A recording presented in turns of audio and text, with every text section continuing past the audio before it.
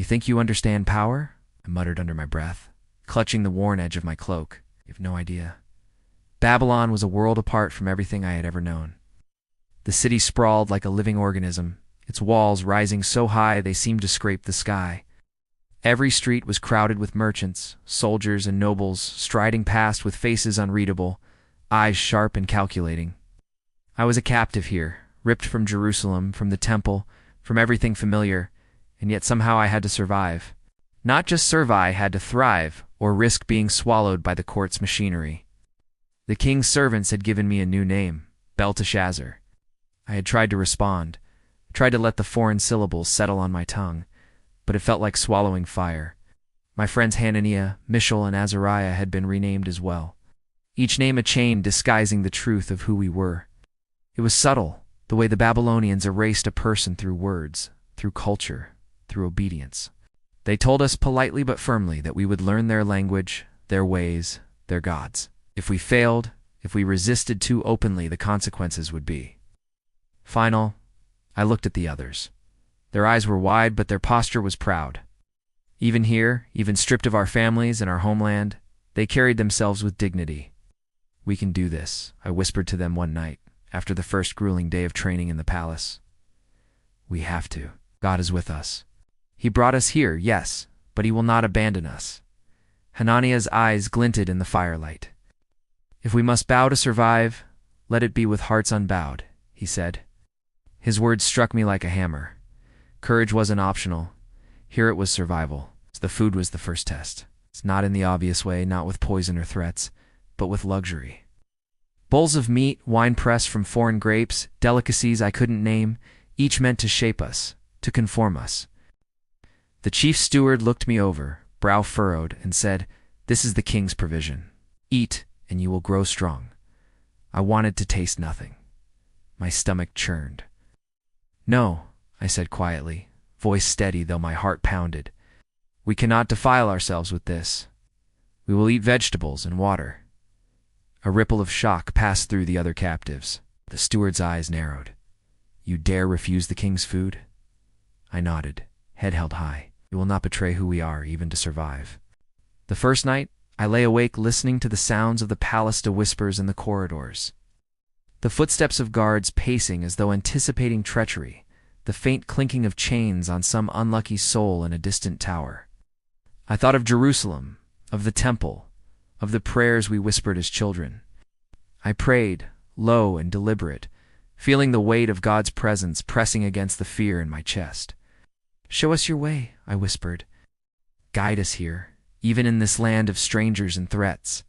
By the fourth day, the steward had sent for me again, anger simmering beneath polite restraint. "You insist on your diet?" he asked. His voice was a blade wrapped in silk. I nodded. "Yes, our God sustains us. We will see we are healthier for it." A silent challenge hung in the air, and I knew the next moments would decide whether we survived. That night, after careful observation, the steward returned with a verdict that stunned me. "You may eat as you wish," he said finally. "If you remain strong, it will be proof, but be warned. This is the king's court, and proof is always watched." Weeks passed. Each day was a labyrinth of rules and scrutiny. We learned the Babylonian language, memorized customs, trained in the arts of the court. Every word we spoke, every gesture we made was measured. And yet, amidst this, I began to see patterns, the rhythm of power and fear. The king himself, Nebuchadnezzar, was a tempest, towering in his wrath yet capable of sudden generosity.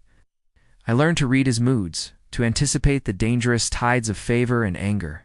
Each scroll I studied, each lesson in law, each debate among the elders became a battlefield. Then came the dream, the first test that would mark my life. The king summoned his advisors, wise men and seers. "I dreamed," he said, voice like thunder rolling over the palace halls, "and no one can tell me the meaning. If you cannot interpret it, death awaits." The room fell silent. Men who claimed to speak with gods and spirits bowed, muttered, and trembled. I felt a hand on my shoulder, Hananiah's steady, reassuring. "Pray," he whispered. "God will show you." That night I could barely sleep. The vision from the king's words haunted me, Images of kingdoms rising and falling, a tree towering over the earth, cut down by invisible hands. I paced the chamber, the echoes of my footsteps louder than any music or conversation. "Lord," I whispered, knuckles pressed to my forehead, "reveal the dream and grant me understanding, not for my glory, but for your people's survival." I felt the warmth of his presence like a breath against my skin. Answers, clarity, they came not as words, but as certainty. I knew what I had to say. The next morning, I approached the king. Fear clung to me like armor, but I spoke boldly. "O king, may the God of heaven give you insight." His gaze was sharp, challenging. "Tell me the dream and its meaning," he demanded. I recounted the vision exactly, describing the tree, the destruction, the hope that would follow. The hall was silent for moments that stretched like hours. Then Nebuchadnezzar's face shifted. Awe, relief, couldn't tell. But I knew I had done more than survive. I had revealed the power of God to a ruler who had forgotten humility. The king's favor was sudden and complete. Gifts, recognition, positions of authority, but danger shadowed every step. The men who had failed before whispered behind my back, plotting, seething with jealousy. "Do you know who you are messing with?" One hissed as we walked the marble halls. I smiled faintly, though my heart thudded. "I serve the one true God," I said softly. "Fear him, not me." The years unfolded like a battlefield map. Each day, a new test of faith, cunning, and endurance. The court was a chessboard, and I was only one of many pieces. Alliances shifted, enmities flared, and whispers of death or disgrace could strike at any moment. Yet through it all, God's hand guided me. I saw wonders, visions that confirmed his plans. Moments when wisdom flowed without thought, protection from schemes that would have destroyed others. But danger never slumbered. One day a plot thickened beyond measure. Rivals desperate to eliminate me lured the king into issuing decrees meant to trap the faithful. I felt the weight of the coming night, knowing the palace could become a tomb. I prayed quietly, lips moving, eyes closed, every breath a plea. "Lord, deliver us from the snares of those who hate righteousness. Be our shield, our strength." When the decree was read aloud, tension exploded through the hall. It demanded absolute obedience to the king's orders, punishable by death for anyone who disobeyed. My friends and I glanced at one another. Fear burned in our chests, but trust in God was fiercer. "We cannot bow to what violates his law," Hanana whispered. I nodded.